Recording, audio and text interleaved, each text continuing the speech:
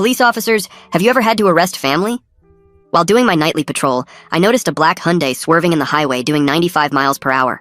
When I finally got the driver to pull over and step out of the vehicle, my jaw dropped.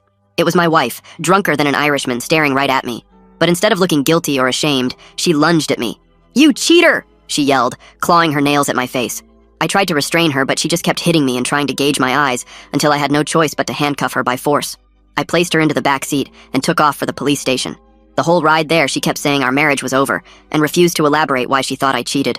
My heart genuinely broke bringing her in. I thought she was having another psychotic break. But then, she saw a picture of my coworker Dana's face on the wall and started yelling, "That's her! That's the one you're sleeping with!" I was genuinely confused. Me and Dana sometimes patrolled together, but that was it. I stayed in that station talking to my wife for hours, trying to plead that I never cheated. But she wouldn't listen to a word I said. I was eventually forced to just leave her in the cell and head home.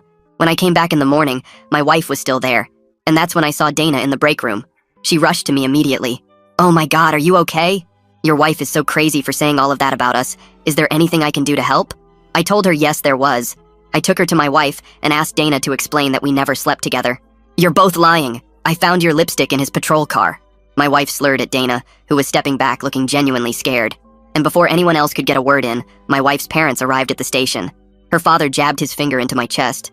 "You piece of garbage! How dare you arrest your own wife?" Her mother was right behind him, tears streaming down her face. "How dare you sleep with your co-worker?" The whole station was now watching. The chief even stepped out, and I had to convince him I was handling this. That's when Dana stepped forward. She was usually a hothead in confrontation, but her hands were up peacefully for some reason. "Sir and ma'am, there's been a huge misunderstanding. Your son-in-law and I are just colleagues." My father-in-law whipped around to face her. "We know all about you. Late-night shifts, text messages. Jennifer showed us everything." I grabbed my mother-in-law's arm. "What text messages? I've never texted Dana outside of work schedules." My wife suddenly gripped the bars. "January 15th, February 3rd, March 22nd, all dates you were texting. Should I keep going?" I pulled out my phone, scrolling frantically through my messages, but I found nothing. "I don't know what you're talking about." Dana touched my shoulder gently. "This is so confusing for you. Maybe someone spoofed your number." My father-in-law got in my face. "Get her out of that cell now. We're taking her home." I told him politely that doing this in the police station wasn't the brightest move. His face went red. That's when the desk sergeant intervened. "Sir, she blew a .19.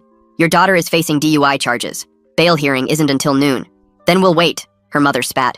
"And our lawyer will be hearing about this false imprisonment." Dana pulled me aside while they went to sit with my wife. "Listen, I think you should go home. Check on your son. This is getting really ugly and you look exhausted." She was right. I drove home in a daze, my hands shaking on the steering wheel. When I walked through the door, Ethan was sitting on the couch, still in his pajamas.